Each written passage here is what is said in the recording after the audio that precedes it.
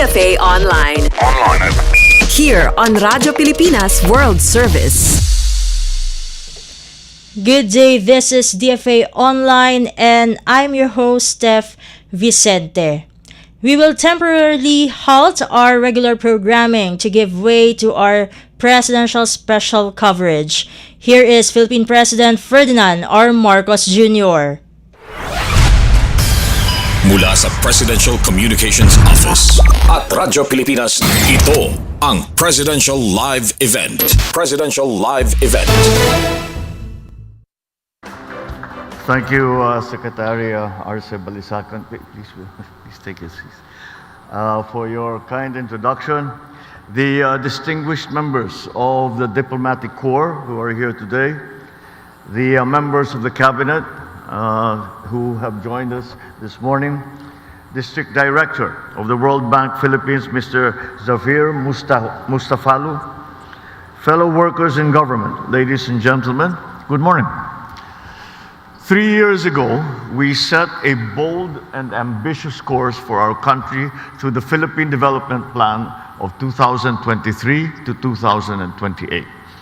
We committed to generate jobs, accelerate poverty reduction, and transform our economy into one that is inclusive, resilient, and ready for the future. In the first half of this administration, we laid the groundwork. We implemented critical reforms, delivered essential programs, and mobilized strategic investments. Now that we are at the midpoint, or past the midpoint, we need to check our course and make the necessary adjustments to meet the growing needs and expectations of our people. The forum's theme, bringing together progress for all, services that matter, results that last, challenges us to reflect on what real progress looks like in this day and age. True progress goes beyond numbers and charts. It must be a lived experience, felt by people through quality education, better healthcare, sustainable livelihoods. To achieve this vision, we must place education at the very heart of our national development. Over the past 3 years, this administration has intensified our efforts to strengthen our educational system, enhancing early childhood care and development, prioritizing foundational skills such as reading and literacy, and ensuring that every learner has a safe and conducive environment for growth. School-based feeding programs continue to safeguard students' health, while programs to advance the welfare of teachers remain a top priority. We achieved significant milestones in improving our country's education system, but we of course recognize that we have a ways to go yet.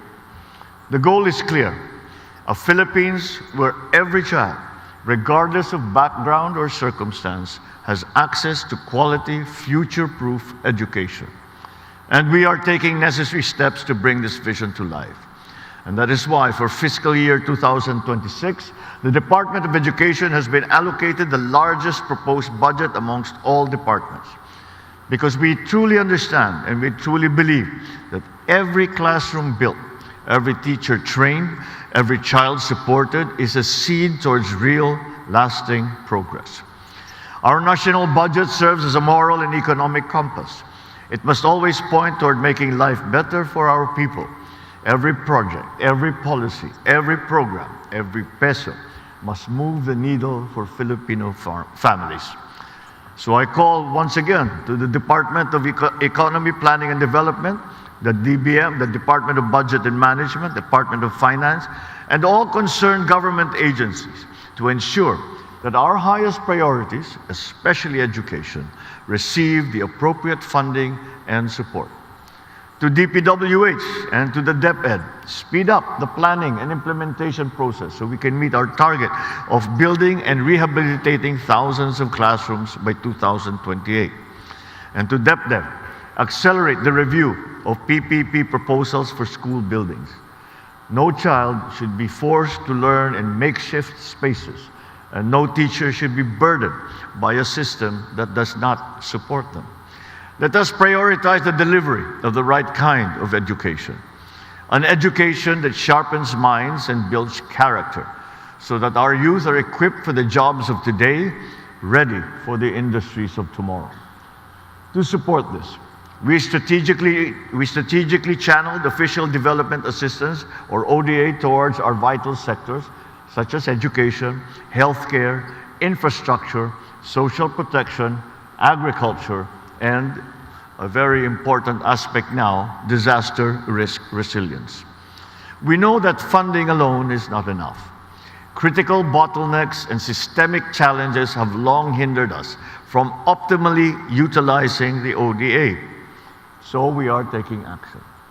To streamline the process, cut bureaucratic delays, accelerate public service, we have revised the Investment Coordination Committee guidelines, the first comprehensive update in a decade.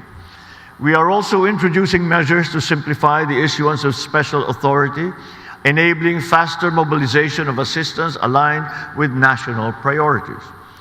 Be assured that we continue to listen to the concerns and recommendations of our development partners. We are determined to go further.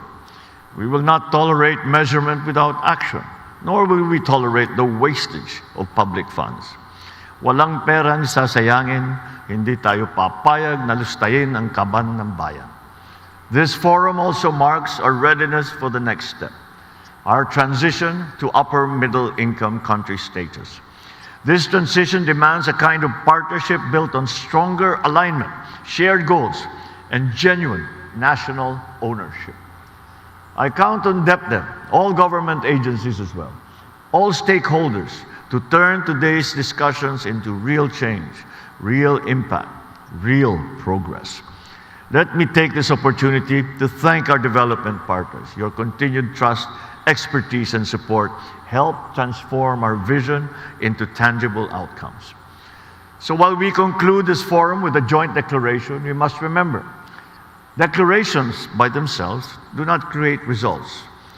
They do set the direction of what our collective actions will be.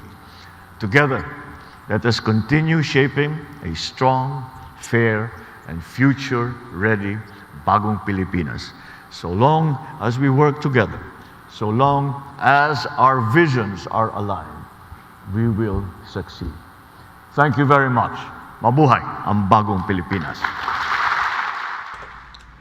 And you just heard the message of Philippine President Ferdinand R. Marcos Jr. for the Philippine Development Forum, or PDF 2025, at the EDSA Shangri-La in Mandaluyong City today, Monday, October 6, 2025. Mula sa Presidential Communications Office at Radyo Pilipinas, ito ang Presidential Live Event. Presidential Live Event. And that ends today's edition of DFA Online for Radyo Pilipinas World Service. This has been Steph Vicente. Good day and stay safe, everyone. DFA Online. News and events from different Philippine embassies and consulates around the world. DFA Online. Here on Radyo Pilipinas World Service.